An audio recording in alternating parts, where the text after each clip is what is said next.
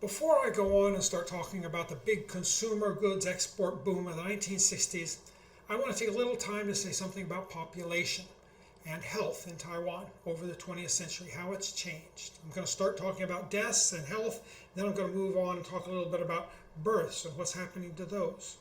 But population has been kind of the silent mover affecting Taiwan's economy.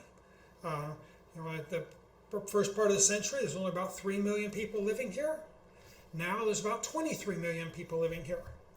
The reason Taiwan used to be an agricultural economy, but now is a manufacturing economy, isn't because of economic policy, it's because of the growth of population.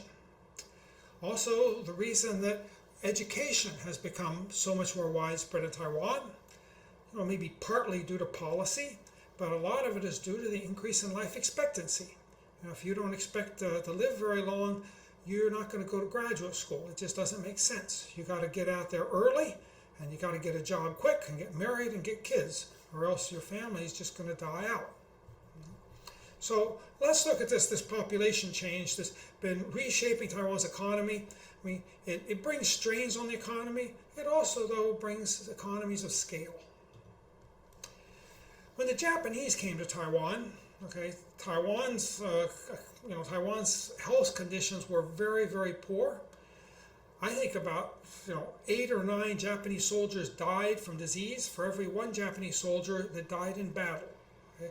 It was very clear that Japanese coming into Taiwan just couldn't live long here, because of the disease. And this was true even in Qing times when Chinese came over from the mainland. They often had a hard time surviving in Taiwan.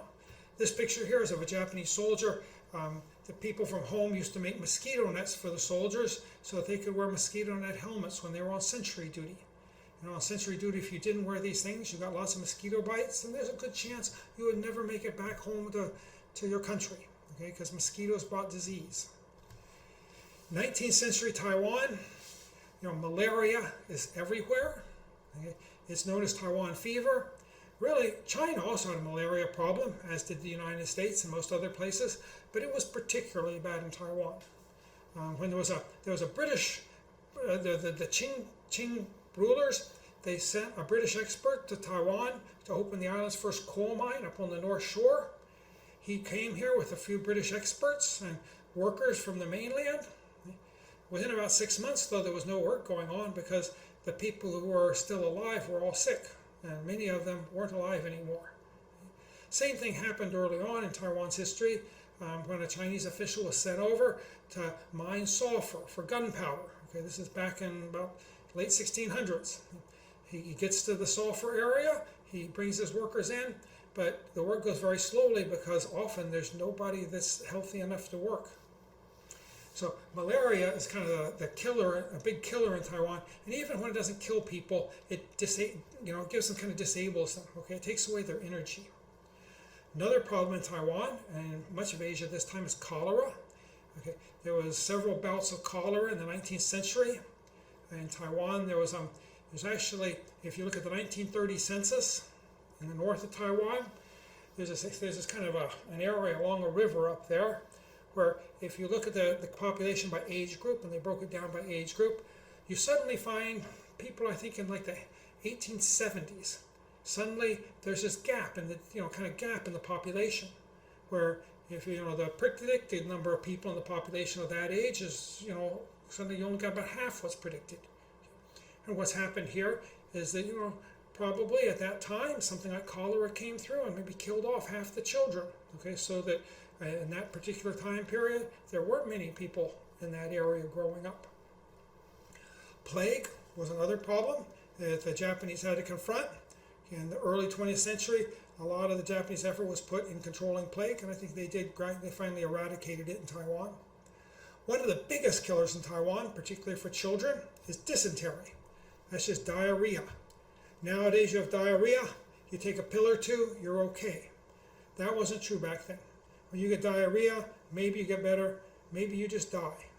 Many children, they just died. They had diarrhea, and there was no way to stop it. Finally, a health problem would be opium, the opium use. Opium was produced in India, and then the British and Americans, Indians, would all ship it to China, Southeast Asia. Opium was used pretty much everywhere in the world to some extent, but it was particularly a bad problem in the Qing Empire. Some people have claimed that opium use maybe wasn't as bad as the Christian missionaries and the Chinese nationalists sometimes made out. The problem at this time is that this is a very unhealthy society. Many people are suffering chronic pain, and so that's why they get addicted to opium. And maybe for some of these people, opium addiction wasn't as bad as the pain the opium was trying to overcome. But whatever, probably opium use is not something good for GDP. The Japanese definitely decided that opium was a problem, and they wanted to limit opium consumption in Taiwan. Very early in Taiwan, in the government of Taiwan, the Japanese sent over a guy named Dr. Goto Shinpei. He was a doctor, medical doctor, who worked with the army, and within a few years, he becomes the head of the Taiwan government. He says he's going to use biological principles in governing the island. I think he has kind of a broad sense of what biological principles are, but he really does concentrate on trying to make Taiwan healthier so that Japanese can come here without dying, and that the island makes money for Japan because the people here are strong and alive, and they can work and they can do jobs. Some of the things that are done, he sets up a quarantine. When ships come into the harbor, they have to stay quarantined for a week or two, to see if there's any diseases. This is particularly true if the ship is coming from mainland China, where there were a lot of diseases. House cleaning. Okay. This was the Japanese police made sure you cleaned your house. Okay. They didn't just arrest people because they stole things. They'd come into your house, and if the house wasn't clean enough, they would make you clean it, or you would be punished. Rat killing. Okay. They pay money to people who will bring in dead rats. This is a big part of trying to get rid of the plague, and I think they're finally successful with this. Drainage is a big problem. They're trying to get rid of all the mosquitoes, the mosquitoes bring malaria. If nowadays, if you're in an area where there's not malaria, it's not a problem anymore. Well, people tend to romanticize wetlands for environmental reasons. If you're in an area with malaria, you don't want wetlands. Okay, wetlands breed the mosquitoes. Okay, and that's going to cause death. It's going to it's really destructive. So they're trying to drain wetlands. They're also trying to drain standing water in cities, okay, so that you're going to cut down on the mosquito population. They also have opium controls. What they do is, instead of stopping opium completely, which they're not sure they can do, it'll probably be opium smuggling, instead anybody that's addicted to opium gets a license so they can buy opium.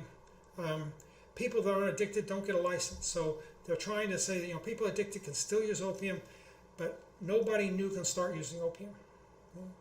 And then, they hope that what's going to happen is gradually the opium users will grow old and die, and then there'll just be non-opium users left. They also make a lot of money off of the opium monopoly because they charge high prices for opium, and just like people addicted to tobacco, people addicted to opium, they're willing to pay high prices for the drug. This is they make money off of this, but they do eventually almost eliminate opium use in Taiwan by the end of the Japanese period. They're criticized sometimes by delaying too long in ending the opium use, but in general, I think they did a pretty good job. They also worked on sanitary water. Okay? This may be important for drinking, but they want to make sure that the water doesn't carry disease. Okay? So they started putting modern water projects. This is one of the first big water supply projects for the Taipei area. And then they start doing street widening. They think sunlight, fresh air is very important. They don't like the narrow little streets in Chinese cities and towns. Okay? The top here, this is one traditional Chinese street, and it's probably a main road in one of these towns in Taiwan. If it was a little alley, it would probably even be narrower than this. Okay? They think that this is going to cause disease. They want to open things up, okay, so the sunlight and the wind will come in. So they start putting in these broad boulevards. One thing this does is probably it cuts down the crowding in the cities, but that also means that it keeps the population in cities down low, and that kind of keeps Taiwan an agricultural colony. once the Japanese leave, the cities start growing pretty fast. Okay, and then you do maybe have some extra sanitation problems with the growing cities, but you also start getting more manufacturing and a bigger service economy. Okay, that's what the Japanese are doing. They're improving the situation throughout the period of Japanese rule, but most of the improvement comes in the early years. By the second half, the improvement is slowing down quite a bit. Okay. After World War II, there's another big advance in health and life expectancy in Taiwan. Okay. Due to the production on a vast scale of two important chemicals. First are the antibiotics. The first antibiotic drugs were produced, I think, in Germany. They were sulfa drugs, okay, but they're still fairly expensive. Okay.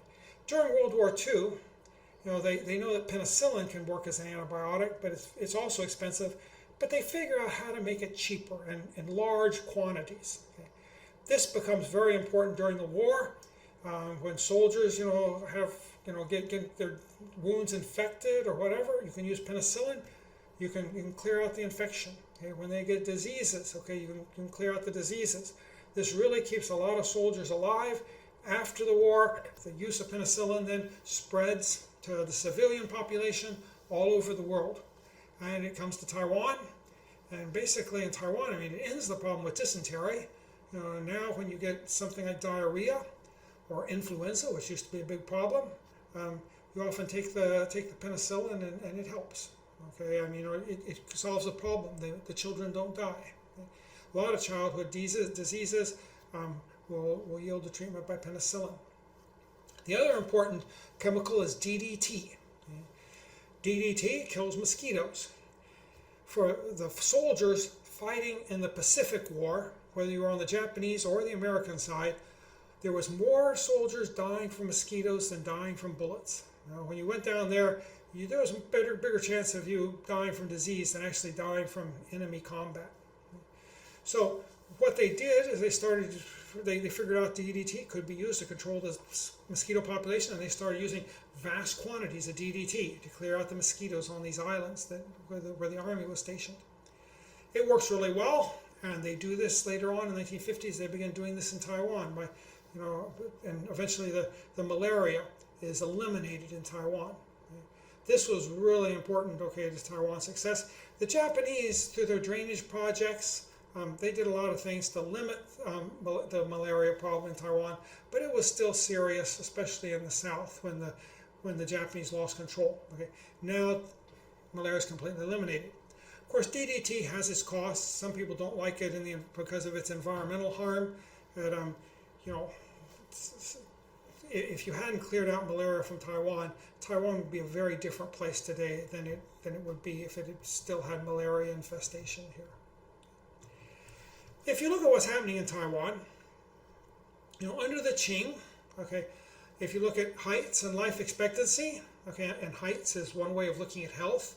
Of course, individually, your height often depends on your genes, but genes in populations don't change very fast over time. So when you see a population eating better and getting fewer diseases when they're small, okay, usually that population starts growing in height over time. And what you see in Taiwan is, whether you're looking at things like life expectancy or heights, no improvement during the Qing period. Okay. When the Japanese come, heights start rising, life expectancy starts rising, okay, and then it slows down. At a certain point, you're getting heights and life expectancy that are kind of close to Japanese standards.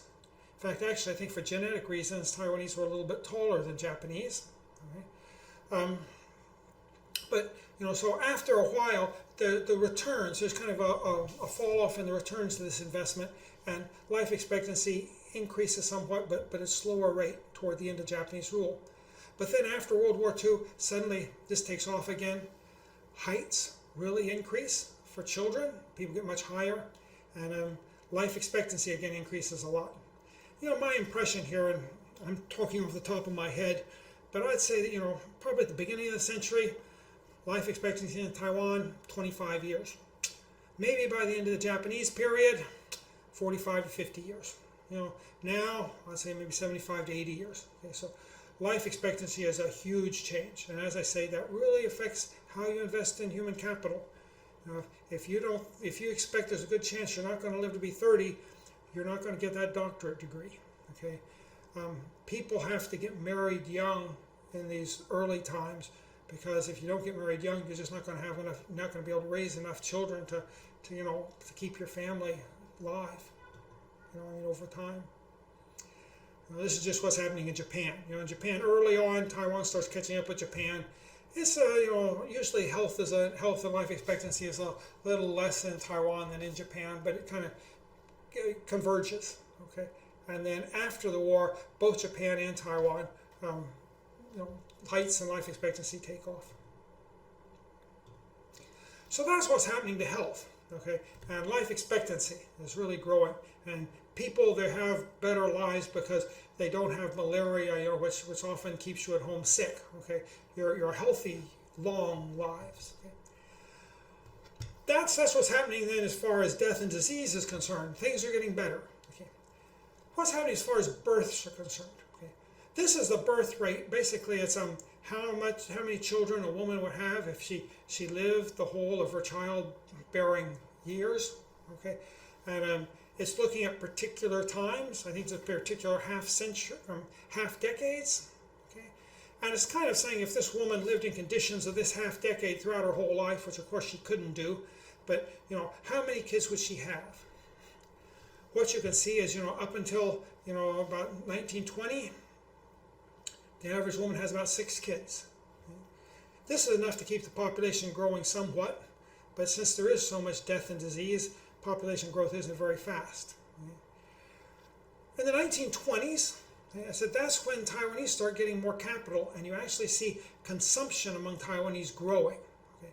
And you also suddenly see a jump in how many children they're having. Okay?